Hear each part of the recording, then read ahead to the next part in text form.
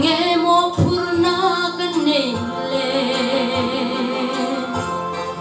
Krista rong bol chau mai lo hi chu ti tur dang reng reng kan nei si lo nal pa rong bol tu lo nam le ram chu an la boral don si a ram le nam din chwa na bul pui ber chu Krista chan chin tra ril hi ani kan om dan le kan che chia ti hian Krista chan chin ril ila Krista ming ti moi tu nge kan ni a ati mual pho tu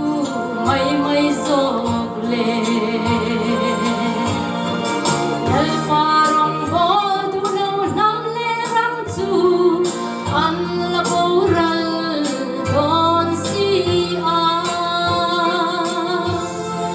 ram le nam din chwa na bul pui ber chu Krista chan chin tra ril hi ani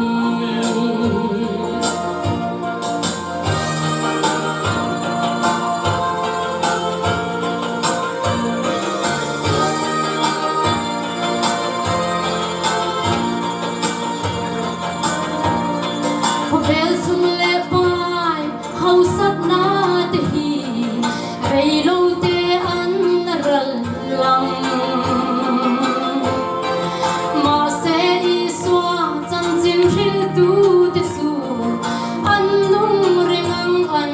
boral lawang nal parong bo du lo nam le ram chu an la boral don si a